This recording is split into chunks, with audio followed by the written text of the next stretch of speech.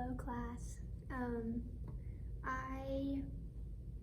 I got all of your assignments, most of your assignments, and if you haven't turned your assignment in, please turn it in as soon as possible.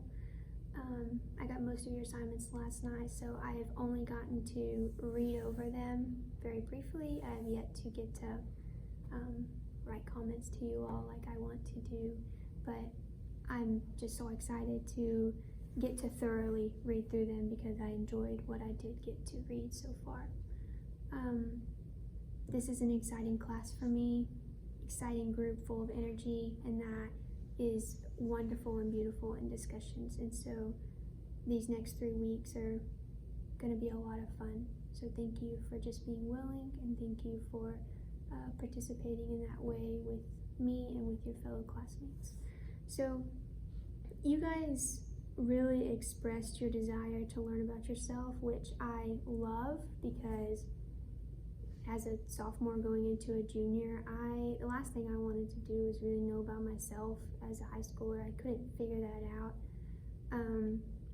And it's just exciting to me that you guys want to know that, and you also want to know your classmates. And so that is where your assignment came out of. Your first assignment that's the place that the first assignment came out of, and I know that that's going to continue this month. So I want to say semester, but it's just a month, kind of as a semester. But so today we will be talking about learning style and time management. Some of you might know your learning style, some of you might not know. You might think that it's one, it might be the other. I'm not sure, but I want to cover it because it's learning about yourself, but it's also preparing you for your future. So I'm reading off of a PowerPoint that you guys will get, so if you miss some information, this will be sent to you just in case. So you might have heard that there are 3 different types of learning styles. There's primary learning styles, there's auditory, visual, and kinesthetic. Some people learn best by hearing, some people learn best by seeing, and some people learn best by feeling, touching, doing, more of interacting with what you're trying to learn. So some study tricks for learning best by hearing include working in quiet areas to reduce distractions, reading your notes out loud to review them instead of just reading them as is, but vocalizing that. Re-listening to recordings in class lectures is huge. Side note, just ask your professor before the class or your teacher before the class if you're able to record. I've never had a teacher tell me no, but that's just respectful to them to ask them if you can record their class. Another thing for auditory learners is to explain the material that you're learning to a study partner. So you guys love interacting with your classmates, and so just pair up with one of them, of course, whenever we're not in quarantine and we have to social distance, but maybe you could sit 6 feet away from them and just have that study partner whenever you're trying to learn new things. Seeing, learning best by seeing. So a big thing with people that are visual learners is that they need a clear space and they need an organized space so that they avoid distractions. You can, learning by seeing, it's good to watch videos specifically to the content that you're studying. An example that I have on here is Khan Academy. I personally love Khan Academy and I recommend it to many people, and there's something about the way that they do their assignments that helps in remembering the information. I don't know if you guys have ever color-coded your notes, but that is huge. Also, your planner or your flashcards, anything that you're doing for your note-taking system. Actively review any photographs, diagrams, charts that are in your textbooks. Rewrite what you learned, rewrite your notes, and write out the answers to sample test questions, and then make and use flashcards. Okay, kinesthetic learner. I am a kinesthetic learner. I learn best by interacting with the information that I'm trying to learn. And that doesn't necessarily just mean physically, but it means that I will teach. I will role play as a teacher. Whenever I'm learning something, I'll go to one of my friends and I'll say, okay, I'm going to teach this lesson to you, and it sticks whenever I do it that way. So another thing is to review example problems that contain case studies and real life applications, and to use all of your senses. So that might be, well, you know, all of your senses: sight, touch, smell, hearing, and taste.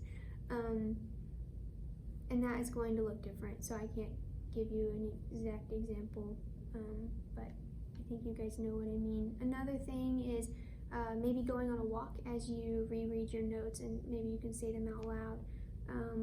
Running on the treadmill whenever you're studying, that has been helpful for me in the past.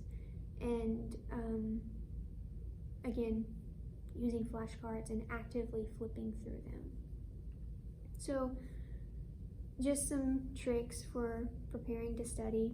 Find a spot that is well lit, free of distractions, and comfortable. Preferably not in your bed, under your sheets, with your pillow and your blanket, because that is not conducive to studying in my experience, but maybe it is for you. Have a clean and organized workspace. Know where all of your supplies are, so that way they're easily accessible. Pick a study time that works best for you. So some people might need to wake up at 6 a.m. because there are no distractions at that time, and study then. Some it might be in the middle of the day, some it might be dinner time. Just really experiment with it, because right now is just a time that you're able to do that. And then as you enter into junior, senior year, there's going to just be more things that require your time. So then it's important for you to know when the best studying time is for you. Make a study plan. And in a little bit, we're going to talk about time management, and that's going to really be incorporated into that. Start studying on the first day of class. And I know that sounds ridiculous. At least I thought it sounded ridiculous until it is the day before or the night before the exam, and I'm trying to cram 20 hours of studying into an hour, and I'm stressed, I'm tired, I haven't eaten, and it's just this whole cycle that occurs. So just even beginning to read the chapter that you're assigned, writing down questions, and then whenever you finish the chapter, go back without reading the textbook and answer the questions and study that way. That's just one example that you can do. Check your learning through self-testing. That's kind of what I just said. And then process your notes regularly, whether through reading them or rewriting them or speaking them out loud, depending on your learning style. So I will post a video for you guys to watch, and it's the 9 best scientific study tips. It's just kind of a it's like 3.5 minutes long. It's not too long, but it just gives you some ideas of what you can do. So, time management. I realize that time management is not the easiest, and time management is sometimes things just come up and we don't feel as if we have a lot of control in things that do just come up. However, you are in control of the way that you organize and plan your time. And so I think all of you are learning the importance of that right now with the intensity of Summer Academy, the way that it has to be planned out, and you guys are doing one subject a week. I've heard many of you say that you either realize you have very good time management skills or you have really poor time management skills. And so I hope that this can be beneficial to you in some way. Thomas Edison said that time is really the only capital thing any human being has, and the only thing he can't afford to lose. And then William Shakespeare says, make use of time, let not advantage slip. So really that is, how do you use your time? What do you want your time to go towards? Where do you want to spend your energy?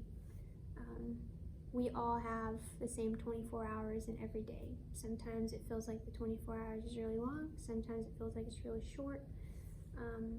But we do have control over the way we spend our time. Time management is not only something that you need in high school, it's not only something you need in college, but it's something that you need for the rest of your life. And it will always be in your benefit to be able to manage the time that you're given. Not developing this skill now can lead to a lot of stress down the road when everything starts to hit you at once, leading to major impacts on your academics, your relationships, your physical health, as well as your emotional and spiritual well-being. So it is encouraged that you'll learn this when, I don't know, maybe your high school teachers have already told you, but in every syllabus that you get in college, it's encouraged that you work on homework and study for at least 2 to 3 hours for every hour that you're in a class. So that's just approximately, depending on the class that you're in, but it's important that you begin to develop that skill now before college comes around.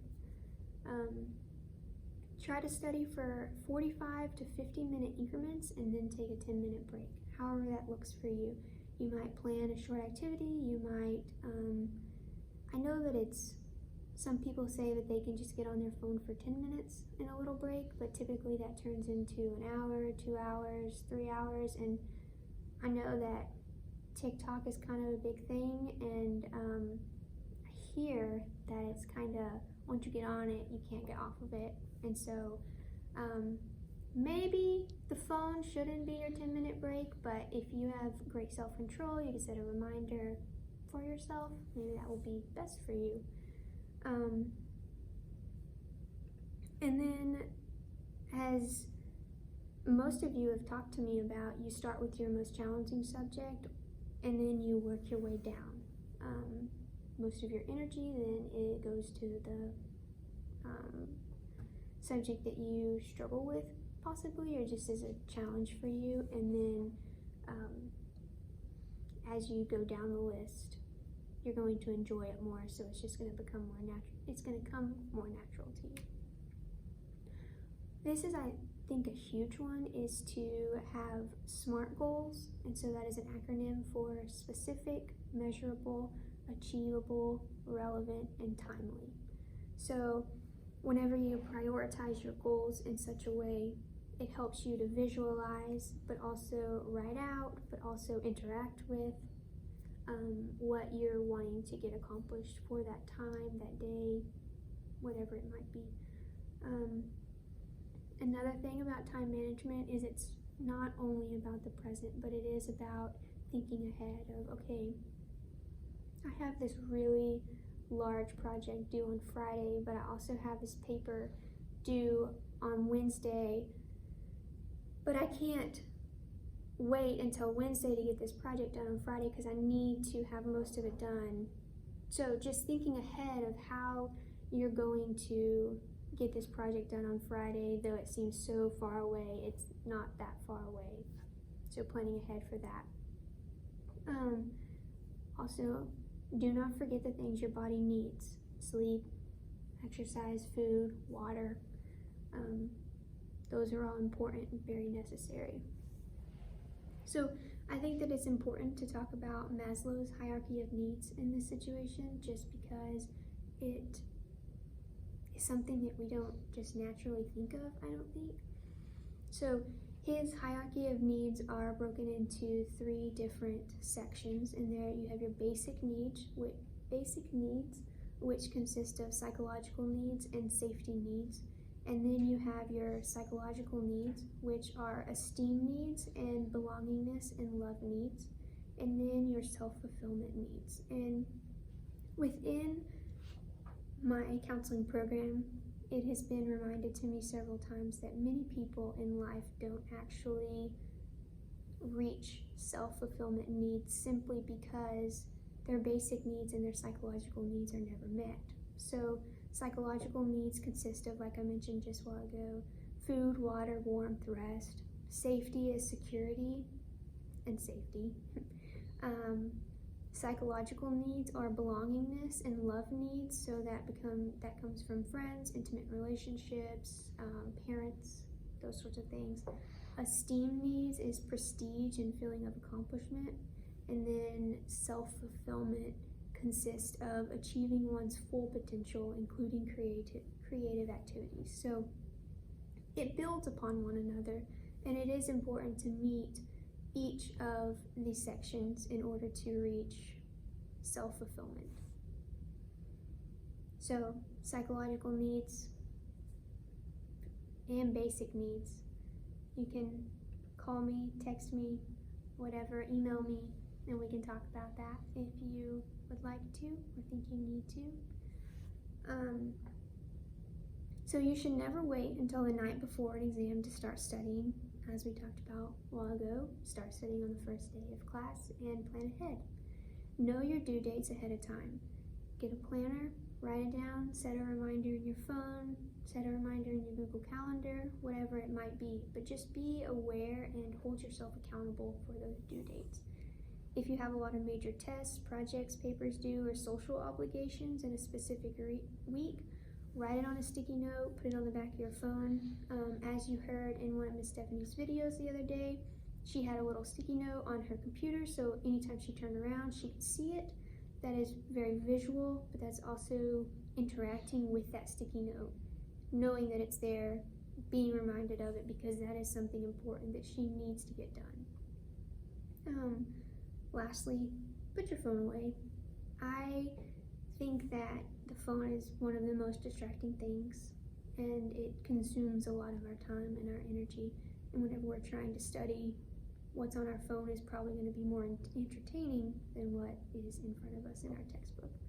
So something that I did I think it was my first semester of grad school, I was highly overwhelmed, and I was working a job as well as starting grad school, trying to figure that out, and also just living life.